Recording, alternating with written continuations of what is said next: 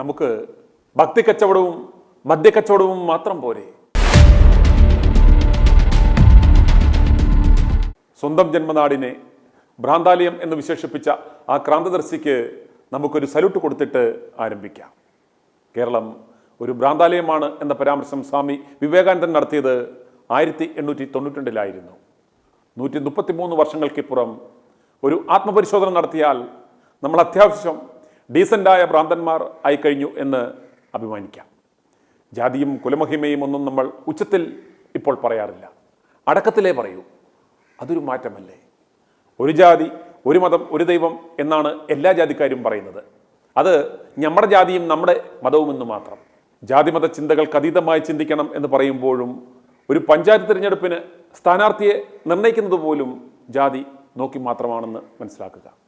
OPയിൽ ഡോക്ടറുടെ പേരിൻ്റെ അറ്റത്തുള്ള ജാതി ഉറപ്പിച്ചു പോകുന്നവർ മുതൽ ഹലാൽ ഭക്ഷണം മാത്രം തേടിപ്പോകുന്നവർ വരെ 1976 ഇന്ത്യൻ ഭരണഘടനയുടെ 42ാം ഭേദഗതി പ്രാബല്യത്തിൽ വന്നതോടെ രാജ്യം ഒരു മതേതര രാഷ്ട്രമാണെന്ന് പ്രഖ്യാപിച്ചു.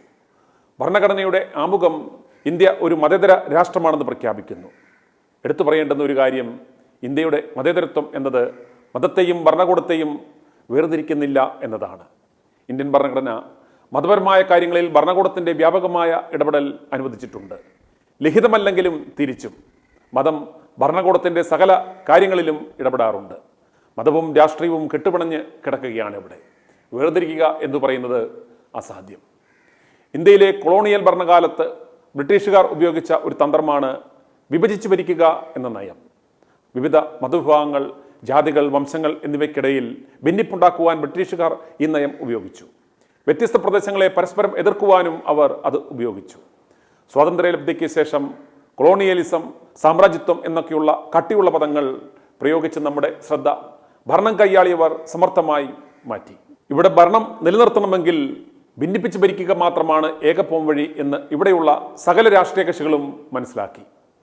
അങ്ങനെ ജാതിയുടെയും മതത്തിൻ്റെയും വർഗത്തിൻ്റെയും അടിസ്ഥാനത്തിൽ ഭിന്നിപ്പിക്കപ്പെട്ട ജനങ്ങളെ സമർത്ഥമായി കക്ഷി രാഷ്ട്രീയ ഭേദമന്യേ ഇന്ന് അടിമകളാക്കി ഭരിച്ചുകൊണ്ടിരിക്കുന്നു. ഇനി വിഷയത്തിലേക്ക് വരാം. ലഹരി നൽകുന്ന എന്തിനും ഏതിനും നല്ല ഡിമാൻഡുള്ള നാടാണ് നമ്മുടെ കേരള മഹാരാജ്യം ഉൾപ്പെടെയുള്ള നാട്. മദ്യ രാസലഹരിയേക്കാൾ വലിയ മാർക്കറ്റാണ് ഭക്തിലഹരി മാർക്കറ്റിന് ഇവിടെയുള്ളത്. ഉത്തർപ്രദേശിലെ പ്രയാഗ്രാജിൽ ലോകത്തിലെ ഏറ്റവും കൂടുതൽ ആളുകൾ പങ്കെടുക്കുന്ന പരിപാടിയായ മഹാകുംഭമേള ഇപ്പോൾ നടക്കുകയാണ്. 45 ദിവസത്തെ ഈ ആഘോഷത്തിൽ കുറഞ്ഞത് 40 കോടി ജനങ്ങൾ പങ്കെടുക്കും.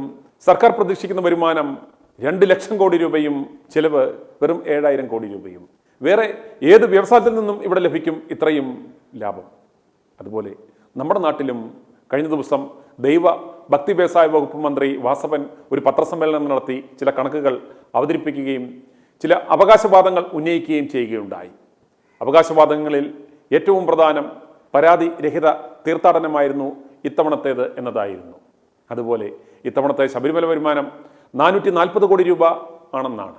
മാത്രമല്ല ഭക്തരുടെ എണ്ണത്തിൽ 6 ലക്ഷത്തിലേറെ വർധനവുണ്ടായെന്നും ദേവസ്വം മന്ത്രി VN വാസവൻ വാർത്താ സമ്മേളനത്തിൽ പറഞ്ഞു. ഇത് വാസവൻ ചേട്ടൻ്റെ മാത്രം എടുക്കല്ല, സർക്കാർ വകുപ്പുകളുടെ ഏകോപനവും നടത്തിപ്പിലെ ആസൂത്രണവുമാണ് ഇത്തവണ പരാതിരഹിത തീർത്ഥാടന കാലം ഒരുക്കിയത് പോലും. വരുമാനം 440 കോടി രൂപ ലഭിച്ചെന്ന് പറയുമ്പോൾ സർക്കാരിനുണ്ടായ ചിലവുകൾ മിണ്ടില്ല.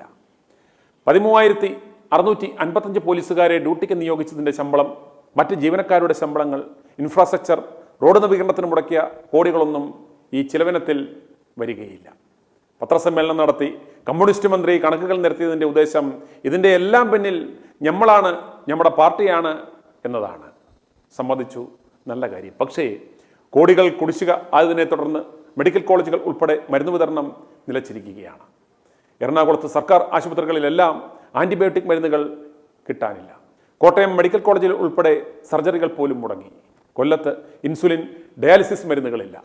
ക്ഷേമ പെൻഷനുകൾ മുടങ്ങിയിട്ട് വർഷങ്ങളായി. ഇനി നമുക്ക് കേരളത്തിലെ ആ മദ്യക്കച്ചവടത്തിൽ നിന്നുള്ള വരുമാനം ഒന്ന് നോക്കാം.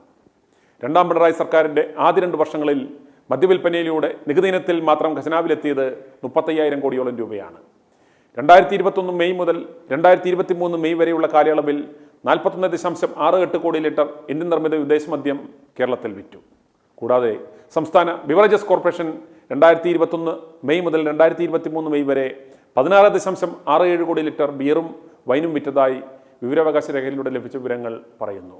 ദ പ്രോപ്പർ ചാനൽ എന്ന NGO മുഖേന MK ഹരിദാസ് ശേഖരിച്ച വിവരങ്ങൾ പ്രകാരം 24,539.72 കോടി രൂപ നികുതി അടച്ച് ബെവ്കോ സംസ്ഥാന സർക്കാരിൻ്റെ വരുമാനത്തിൽ ഗണ്യമായ സംഭാവന നൽകിയിട്ടുണ്ട്. ലഭ്യമായ വിവരങ്ങളുടെ അടിസ്ഥാനത്തിൽ ഡ്രൈ ഡേ ഒഴികെയുള്ള ദിവസം ഏകദേശം 6.5 ലക്ഷം ലിറ്റർ IMFL വിൽപ്പനയ്ക്ക് സംസ്ഥാനം സാക്ഷ്യം വഹിച്ചു. നിലവിൽ പ്രതിദിന ബിയറിൻ്റെയും വൈനിൻ്റെയും വിൽപ്പന ഏകദേശം 3.38 ലക്ഷം ലിറ്ററാണ്. ഇത് സർക്കാർ സംവിധാനങ്ങളിലൂടെ മാത്രമുള്ള കണക്കാണ്. ഈ വർദ്ധിച്ചു വരുന്ന ഡിമാൻഡ് കണ്ടാണ് പാലക്കാട് എലപ്പുള്ളി എത്തനോൾ പ്ലാന്റും ഡിസ്റ്റിലറിയും ബ്രൂവറിയും ആരംഭിക്കുവാൻ ഒയാസിസ് കൊമേഴ്സ്യൽ എന്ന കമ്പനിക്ക് സർക്കാർ അനുമതി നൽകിയത്. 8 ലക്ഷം ലിറ്റർ ബ്ലെൻഡിംഗ് ക്ഷമതയുള്ള മദ്യ ബോട്ടിലിംഗ് യൂണിറ്റാണ് കമ്പനി ആദ്യം സ്ഥാപിക്കുകയെന്ന് സർക്കാർ ഉത്തരവിലുണ്ട്. 4ാം ഘട്ടത്തിൽ സ്ഥാപിക്കുന്ന ബ്രൂവറിയിൽ വർഷം 10 കോടി ലിറ്റർ ബിയർ ഉൽപ്പാദിപ്പിക്കും. സംസ്ഥാനത്ത് ഏറ്റവും വലിയ കുടിവെള്ളക്ഷാമമുള്ള പ്രദേശത്താണ് ഈ നിർമ്മാണ അനുമതി നൽകിയിരിക്കുന്നത് എന്ന് പറയുമ്പോൾ തന്നെ സർക്കാരിൻ്റെ ആ പാലക്കാട്ടുകാരോടുള്ള ആ കരുതൽ നാം കാണാതെ പോകരുത്. KSRTCയിൽ കോടികൾ വരുമാനമുണ്ടായിട്ടും ശമ്പളം കൊടുക്കുവാൻ പോലും മാർഗമില്ല. KCBയിലും സാമ്പത്തിക പ്രതിസന്ധിയാണ് പോലും. അതുപോലെ സകല പൊതുമേഖലാ സ്ഥാപനങ്ങളും നഷ്ടത്തിലോടുന്ന സ്ഥിതിക്ക് ഇനി ഈ മദ്യക്കച്ചവടത്തിലും ഭക്തി വ്യവസായത്തിലും മാത്രം ശ്രദ്ധ കേന്ദ്രീകരിക്കുന്നതാവും ഒരു കണക്കിന് നല്ലത്. സ്ഥിര വരുമാനം, കാര്യമായ മുതൽ മുടക്കും ആവശ്യമില്ല. നാട്ടുകാരും പരാതി പറയില്ല. i2i News, an eye for truth. i2i News subscribe ചെയ്തിട്ടില്ലാത്തവർ ഇപ്പോൾ തന്നെ സബ്സ്ക്രൈബ് ചെയ്യുക.